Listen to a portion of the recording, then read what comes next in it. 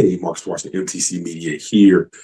Georgetown wrap up. Hoyas go on the road, beat Marquette 78-69. Hoyas was led by Julius Halafanuas, 21 points, 6 rebounds, and 4 assists. Touched a little bit of everything there. Jeremiah Williams coming off his best game against St. Peter's, or at least his best offense game against St. Peter's. 15 points, 5 rebounds, 5 assists. Malik Mack, 13 points, 3 rebounds, 5 assists. You notice there's all these ands because this was definitely a team effort where you saw a lot of Warriors being basketball players. Caleb Williams fought off foul trouble, 11 points and 6 rebounds. Jaden Ford played 20 minutes tonight, gave this team 4 points, 6 rebounds, and let me see how many official blocks he had. 2 official blocks. So I could go on and on and on. Langston Love, 10 points, 6 rebounds tonight. You see that? Georgetown went out there and played like basketball players. They didn't play like guys who was, this is my position, this is what I do. It was, we're out here to play basketball. Now, I give Georgetown a lot of credit. We saw some turnovers early on. I thought the guards and the ball handlers did a terrific job. Then after that initial issues with the turnovers, they just got tough on the ball. They became the aggressors. They started getting downhill. They started to turn the corner. They started to get tough on the ball. The turnovers stopped. And you saw Marquette's defense just kind of wilted. Now that pressure really didn't mean all that much once the guards and the ball handlers got going tonight. But you got to love it with Georgetown. They had five players in double digits. They had 3 players with at least 4 assists. They had another 4 players with at least 5 rebounds or more. And they looked like they played to the scout. You knew that you could out-rebound them. So what does Georgetown do? They go out-rebound them 41-30. Both teams had 17 second chance points. It meant a lot to Georgetown to be able to impose their will to get those second chance points.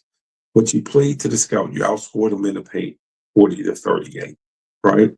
So you did those things to your scout. You knew this team couldn't shoot. You know it's not a secret that Marquette struggles shooting. Now, you said that they had 42% tonight. Yes, because they got their share of stuff inside the lane. But they shot 27% from 3, and they took 26 threes. They took 26. So there's, again, you make them into something that they aren't. They've struggled from the 3-point line. I think they were over 300 as far as in their rankings. They were that low coming into this game as a 3-point shooting team. And Georgetown forced them into 26 threes. Yes, they made 7, but 26 threes, they shot 27%. I'm going to tell you right now, I'm sure Marquette didn't want to have to shoot 26 threes tonight. They shot 26 threes because Georgetown played to the scout. And so that's what I mean about playing to the scout, doing your job, being a basketball player, and not worried about boxing yourself in. Malik Mack, to me, what a floor game tonight. I think that as he gets more and more comfortable, as some of these pieces come back, having Love out there, I think is big. Good 26 minutes. Like now you're starting to see him mold into when to shoot, when to pass, when to be aggressive, how to set the guys up, and stuff like that. For him, unfortunately, you've had guys in and out the lineup. Langston Love was hurt to start the season. Then you have Vince, and then you lose Big Vince. Now tonight, KJ is sick. So, I mean, I'm not trying to make excuses for Malik Mack, but sometimes this sort of stuff requires some patience and allowing these guys to develop some sort of continuity. And we haven't seen it all year because, when the guy comes back, another guy's better. And so I thought tonight he did well. I don't care about the 5 for 12 shooting. I thought he did well as a facilitator. I thought after the initial push, he did well with protecting the ball. I know he had 3 turnovers, but I thought throughout the game, he got better at protecting the ball. So Malik Mack definitely deserves a lot of credit. And obviously, Big Julius establishing himself, being more and more aggressive. You saw that when he flushed it on someone, you see him getting more physical. His footwork has always been there. They're working on it. They're, really, really getting him into this craft of who he is, almost like a big fundamental guy, because his feet are good. In passing, I said this for those who read my preview, and I talked about this. Marquette tried to double the post one time against Purdue. And then I said in there, if they double Julius, Julius is a good enough passer that he's going to find something. They tried to double him, thought they had him caught up on the baseline. What does he do? He finds something. So again, being a complete basketball player. And so Julius's impact becomes more and more and more and more and more, not only because he's starting to score more points, but because he is starting to be impactful as teams are making adjustments to him, adjustments to what role he's playing, adjustments to what he's doing in the offense.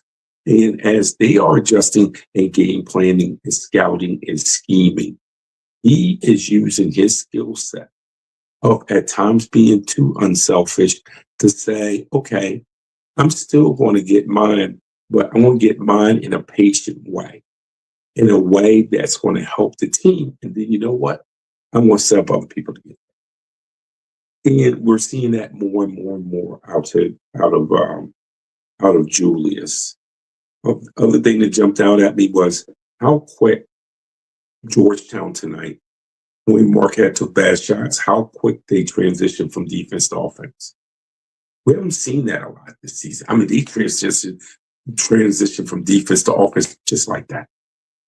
And so they were putting pressure on the rim in transition. And I tell you what, this team could be so good. Think about it. You don't have a healthy KJ, right, tonight, because he said you don't have big fans.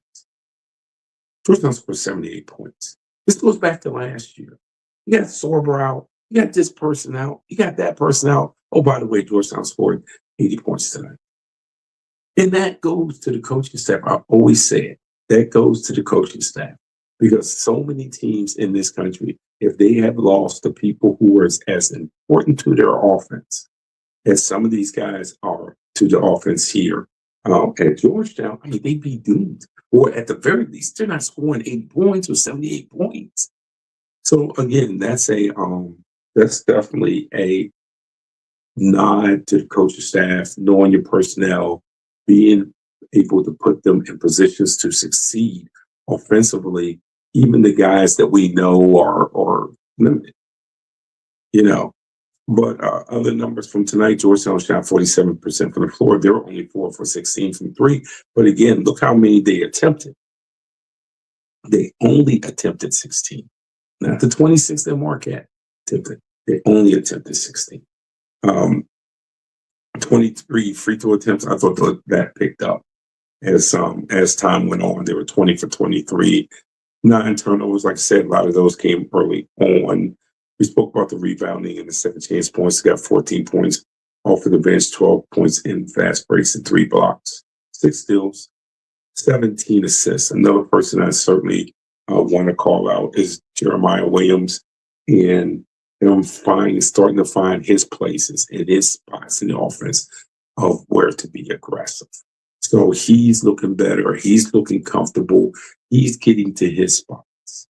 So for Georgetown, this was a winnable game. We talked about Georgetown's schedule. And these first 2 games were winnable games at Marquette because we knew what Marquette was. And a home date with Xavier, who got throttled tonight at home by Creighton. Throttled. So again, Georgetown with a great win, 78-69. They have a chance to stack these wins up and go 2-0 in this early part of the Big East schedule. And all these games count, guys. Big East, you play everyone twice, not like these other conferences. All these games count. You don't have to apologize for winning. There doesn't have to be things that are conditionalized. Yes, you want to put it in context, but there is a difference between putting something in context and conditionalizing. The people who just want to find a reason not to believe in this program will always conditionalize. But the ones who have seen what is being built over the last 3 years and how good this coaching staff has been, they put things in context. So you got to take care of business. You got to get there. Hopefully, KJ gets healthy. You got to get back to business, and you got to take care of business on Saturday night. So that's our wrap up. That's it. We will have a little bit more things in detail on Georgetown After Dark. So if you're not a subscriber, please subscribe. But this is a victory wrap up show. Again, Georgetown 78 and Marquette 69. This is Marcus Washington, MTC Media.